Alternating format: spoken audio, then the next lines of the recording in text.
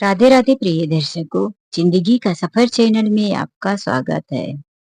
करीब जवान मजदूर 15-16 जा रहे थे। मजदूर जब फैक्ट्री में पहुंचते हैं तो वहां उन मजदूरों के बीच में एक 60 वर्ष का बूढ़ा व्यक्ति, जिन्हें देखकर मालिक कहता है, अरे यह तुम लोगों के साथ में बूढ़ा, इसे किसने नौकरी पर रखा? सारे मजदूर उसकी तरफ देखने लगते हैं। उनका नाम राम भजन जी था। मजदूरों ने कहा, नहीं भैया, यह तो मेरे साथ नहीं है। सभी मजदूरों ने उन्हें देखकर इनकार कर दिया कि यह बूढ़ा व्यक्ति मेरे साथ नहीं है। पता नहीं इन्हें किसने नौकरी पर रखा है। मालिक पूछता है, भाई तुम कब से काम पर आ रहे हो और किसने रखा है तुम्हें? वह बूढ़े व्यक्ति, जिनका नाम राम भजन जी, कहते हैं, मालिक मुझे किसी ने नौकरी पर नहीं रखा है और ना ही मैं कई दिनों से आ रहा। मैं तो आज पहली बार आया हूँ। राम भजन जी के जीवन की बहुत ही दर्दनाक कहानी है। राम भजन जी दो बेटों के पिता। छोटा बेटा विदेश में बड़ी पोस्ट पर नौकरी कर रहा था और बड़ा बेटा शहर में। राम भजन जी इस गांव में नहीं रहते थे। माना कि वह इस गांव के पुश्तैनी निवासी थे, लेकिन वह भी उसी शहर में रहते थे जहां उनका बड़ा बेटा। वह अपने शहर में, यानी कि उसी शहर में वह नौकरी करते थे। एक बहुत बड़े कारखाने में वह कपड़े कटिंग का काम किया करते थे। रेडीमेड कपड़ों की कटिंग करते थे।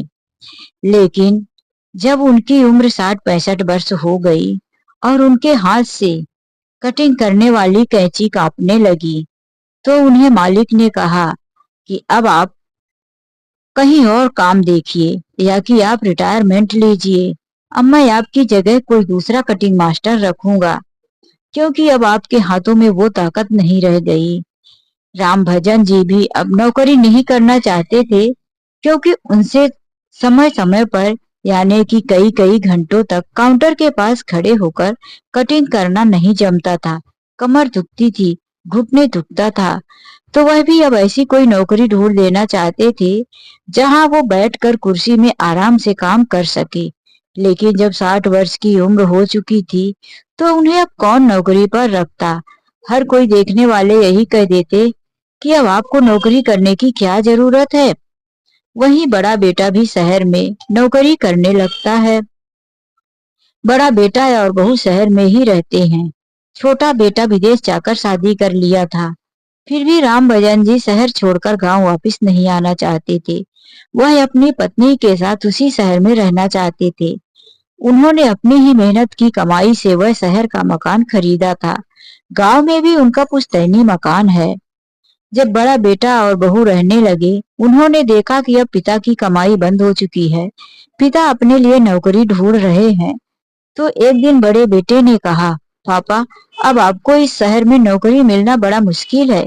आप ऐसा क्यों नहीं करते कि गांव ही चले जाओ, वहां पर जाकर आप खेती किसानी करो।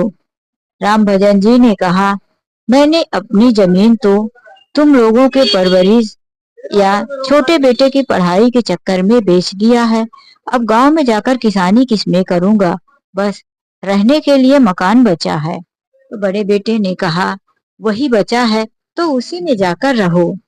यह मकान अब हम लोगों को दे दो। मेरे दो बच्चे भी हैं। आपने छोटे को मुझसे ज्यादा पढ़ाया लिखाया और उसके लिए खेत बेचा, शहर भेज दिया। अब मुझे यह मकान शहर का दे दो और आप लोग गांव में जाकर शांति पूर्वक रहो। राम भजन जी की पत्नी गायत्री जी ने भी कहा, ठीक ही तो बेटा कह रहा है, चलो कुछ दिन के लिए गांव चलते हैं। आप रोज नौकरी ढूंढने के चक्कर में परेशान होते हैं।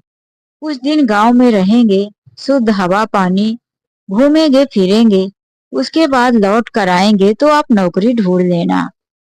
राम भजन जी भी अब काफी परेशान ही थे, क्योंकि उन्हें नौकरी अभी तक जो नहीं मिली थी। वह पत्नी की बात और बेटे के कहने पर गांव आ जाते हैं।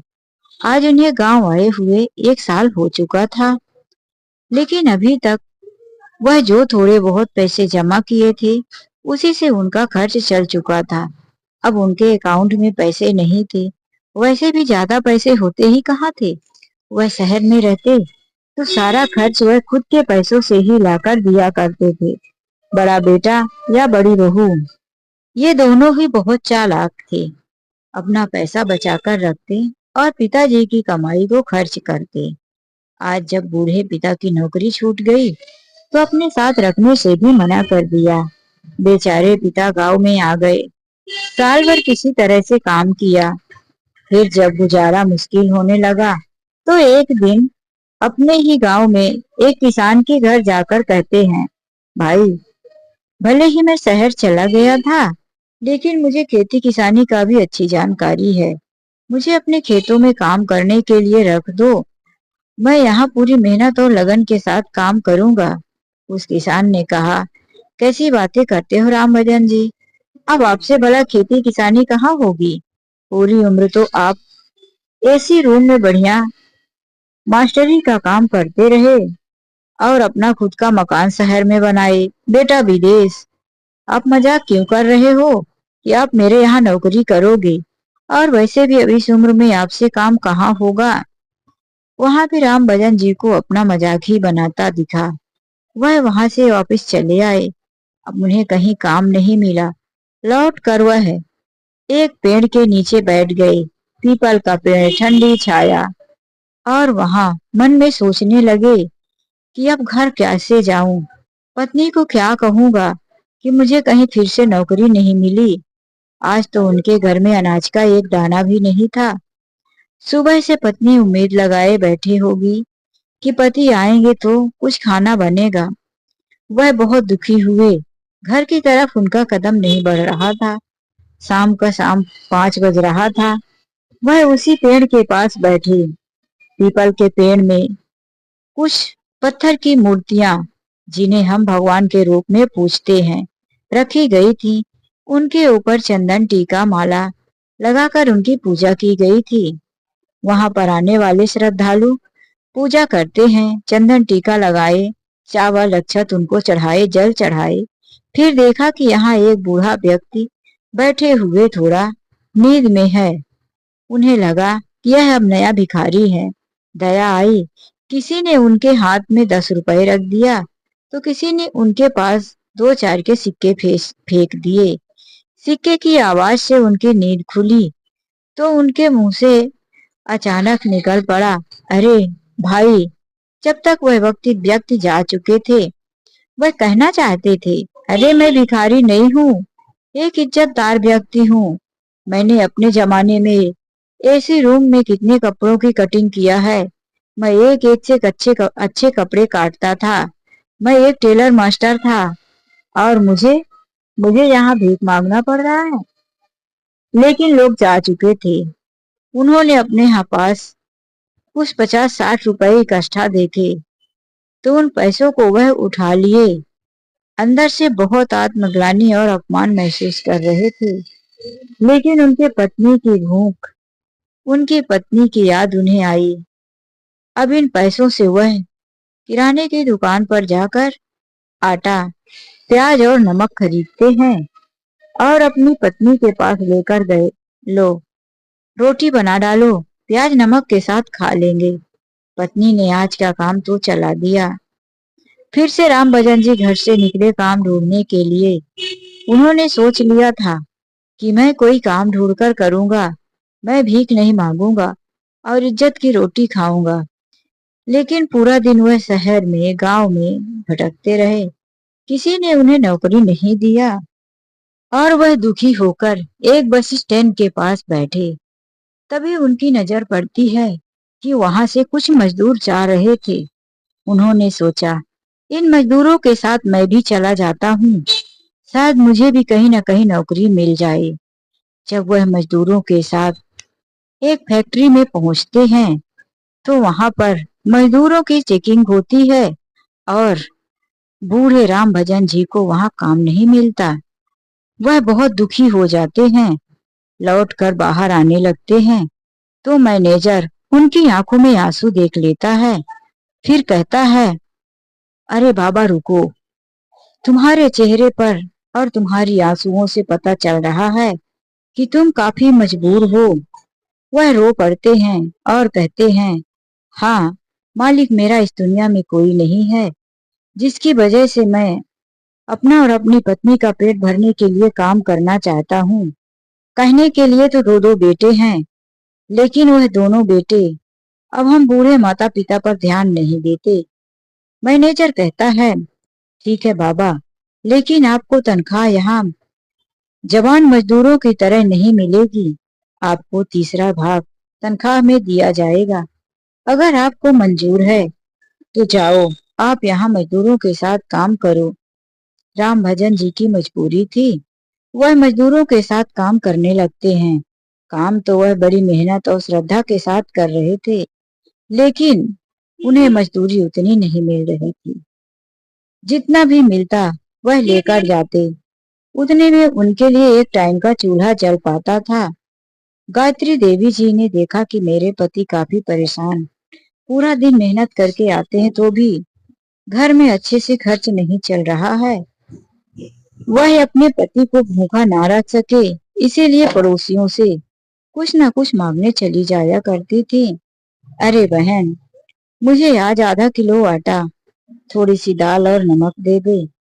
मेरे पति कमा कर आएंगे तो मैं तुम्हारे लिए तुम्हारा दिया हुआ सामान वापस कर दूंगी। पड़ोसी भी उन्हें कई बार उधारी का सामान दे चुके थे। अब उनसे यह सुन सुनकर रहा नहीं गया, तो कह दिया, गायत्री बहन, आप जब देखो मांगने चली आती हो। अच्छा यही होगा कि आप किसी जगह रोड में जाकर बैठ जाओ, भीख मांगो। जब आपको रोज रोज मांग कर ही खर्चा चलाना है घर का, तो इज्जत की रोटी और घर के अंदर घुसकर मांगने की जरूरत नहीं है। आप रोड पे बैठकर हाथ फैलाओ तो आपको वैसे भी कोई न कोई तो रहम खाकर दे ही जाएगा। गायत्री देवी जी अपने आंचल को मुंह में छुपाकर फूट कर रोने लगी। वापिस आई और कहने लगी, नहीं, मैं कहीं जाकर भीख नहीं मांगूंगी, मैं काम ढूंढूंगी। गायत्री देवी जी ने दूसरों के घर पर काम ढूंढा, झाड़ू पोछा बर्तन करने लगी। उनकी उम्र को देखकर उन्हें भी पैसे उतना नहीं मिलता। कोई तो उन्हें बचा हुआ खाना दे देता और कोई उन्हें 25-50 रुपए दे देता। इससे भला इतनी महंगाई में कैसे घर का खर्च चलने वाला था। गायत्री देवी जी थोड़ी सी बीमार होने लगी, क्योंकि इस उम्र में वह घर का काम करती और 2-4 जगह वह मजदूरी का काम भी पकड़ लिया था। एक दिन जब राम भजन जी घर जल्दी लौटे, उनकी भी तबीयत ठीक नहीं थी, तो गायत्री जी को घर में ना पाकर पूछने लगे, तो किसी ने बताया कि आपको पता नहीं, आपकी पत्नी दूसरों के घर में झाड़ू पोछा बर्तन करने जाती है। अभी भी मनोहर भाई के घर पे झाड़ू पोछा करने गई है। यह सुनकर राम भजन जी के पैरों तले जमीन सरक जाती है। वह उल्टे पांव मनोहर जी के घर पहुंचते हैं। वहां देख रहे थे कि उनकी पत्नी ढेर सारा बर्तन अपने हाथों से घिस घिस कर साफ कर रही थी। ऊपर से खांसी आ रही थी, माथे से पसीना बह रहा था, पूरे चेहरे पे पसीने से भूगा हुआ था, शरीर कमजोर लग रहा था। वह वहां खड़े होकर तरस खाकर बोले, अरे गायत्री, यहाँ तुम यह क्या कर रही हो। उनका कलेजा फट सा गया, पैरों तले जमीन सरक गई।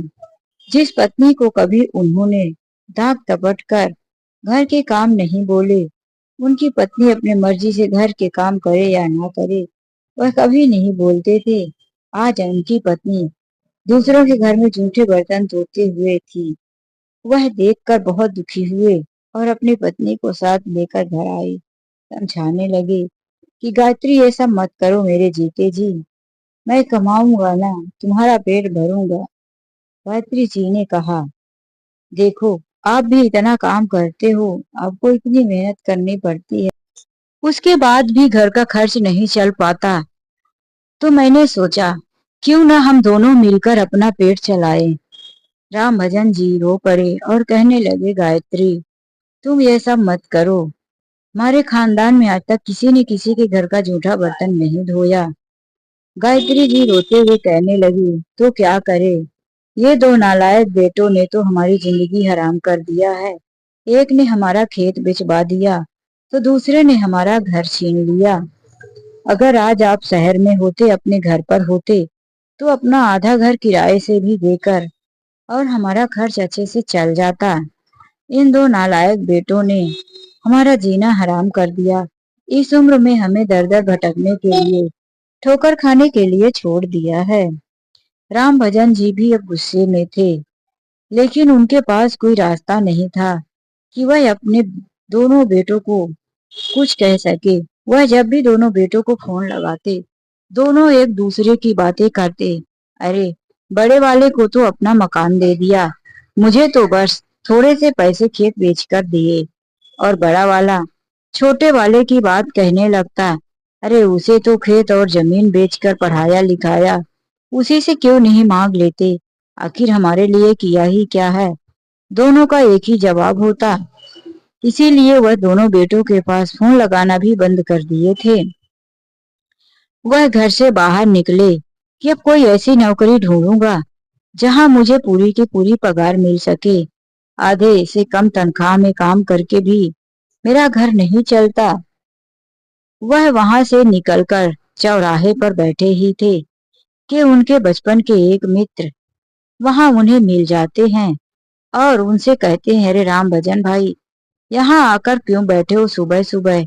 उन्होंने कहा, मेरी स्थिति तो तुमसे छुपी नहीं है, मैं कहीं काम की तलाश में जा रहा हूँ। अगर काम मिल जाता तो मेरा और मेरी पत्नी का पेट आराम से चल जाएगा। उनके दोस्त ने कहा, एक बात कहूँ भैया, तुमने जो आज तक अपने बेटों के लिए किया है वह मैंने नहीं किया। अच्छा हुआ मेरा एक बेटा 7वीं फेल है तो छोटा वाला 10वीं फेल है। दोनों खेतों में काम तो करते हैं, वरना आपके जैसे पढ़ा लिखा देता तो आज मेरे बेटे भी जाकर विदेश में होते और मैं यहाँ अपने लिए मजदूरी ढूंढ रहा होता। और वैसे भी मैं इतना सहन शक्ति वाला इंसान नहीं हूँ। आज भी अगर मेरे दोनों बेटों ने मेरे साथ आनाकानी की तो उन्हें मैं कोर्ट कचहरी के चक्कर लगवा दूंगा। मैं ऐसा बाप नहीं हूँ कि जो सब कुछ अपने बेटों को सौंप कर और दर दर की ठोकरें खाता रहूं। यह कहकर उनके दोस्त तो अपने घर चले जाते हैं, लेकिन राम भजन जी के दिमाग में बहुत बड़ी बात आती है। उन्हें बहुत बड़ा सबक मिल जाता है। मैं दोनों बेटों को कोर्ट कचहरी के चक्कर लगवा दूंगा। उन्होंने भी ठान लिया कि मैं अपना घर और खेत बेचा हुआ पैसा कोर्ट कचहरी के द्वारा वापस पा सकता हूँ। वह वहां से सीधे एक वकील के पास गए और कहने लगे कि मेरा शहर में घर था, मेरे बेटे ने मुझे वहां से गांव भेज दिया, मेरे घर पर कब्जा कर लिया है। और छोटे ने कहा था कि पापा, अपना जमीन बेचकर मुझे पैसे दे दो, एक बार शहर में सेट हो गया तो फिर आपके लिए जमीन दूसरी खरीद दूंगा। लेकिन दोनों ने भी मुझे धोखा दिया है। वकील साहब ने तुरंत उन दोनों के खिलाफ केस दर्ज करवा दिया। 15 दिन के अंदर दोनों बेटों को नोटिस पहुंच गई। दोनों ने जब नोटिस पढ़ा तो अपने माता पिता को फोन पर फोन करने लगे, मम्मी पापा यह क्या है, तुम दोनों इस उम्र में पागल हो गए हो क्या, हमें अपने परवरिश का पैसा मांग रहे हो। अरे हमें घर ही तो दिया है, आखिर हमारे लिए किया क्या है। सभी के माता पिता अपने बच्चों के लिए इतना करते हैं, आपने कौन सा नया काम किया है। और ऊपर से हमें कोर्ट का नोटिस भेज दिया। माँ ने फोन ले लिया और कहा, अपने पिता के ऊपर उंगली उठाने से पहले तुम दोनों इतना सोच लेना, अब हम पीछे नहीं हटने वाले हैं। दोनों बेटों ने भी कह दिया कि हमने कोई जुर्म नहीं किया है। दोनों माता पिता ने पढ़ाया लिखाया, यह उनका फर्ज है, हम भी कोर्ट कचहरी में देख लेंगे। उन दोनों ने भी अपनी अपनी तरफ से वकील रख दिया और पहुंच गए कोर्ट में। जब फैसला हुआ, दोनों तरफ की बातें सुनी गई तो फैसला पिता के पक्ष में ही हो गया। जज साहब ने पिता के लिए उनकी बेची हुई जमीन की रकम और बड़े बेटे को घर खाली करने का आदेश दे दिया। यह सुनकर दोनों बहुत गुस्से थे। छोटे वाले बेटे ने कहा, अभी अभी तो बिजनेस शुरू किया था और इतना जल्दी आपने मेरे साथ मिलाने की कोशिश करने लगे। लेकिन राम भजन जी अब उनकी बातों पर नहीं आने वाले थे। इसीलिए उनके बेचे हुए जमीन की रकम जो छोटे बेटे को दिए थे वह वापिस करनी पड़ी और इधर बड़े बेटे को शहर वाला पिता का घर खाली करना पड़ा। राम भजन जी अपनी पत्नी के साथ शहर पहुंचते हैं और अपने वह शहर के घर को किराए से दे देते हैं। अच्छा खासा किराया आता था, जिससे उनका घर अच्छे से चलने लगा था। उसी पैसों को जमा कर करके और छोटे बेटे के द्वारा मिले हुए पैसे को उन्होंने इकट्ठा किया और उन पैसों से अपना घर को ठीक करवाया, जो कि काफी टूटा फूटा और कमजोर था।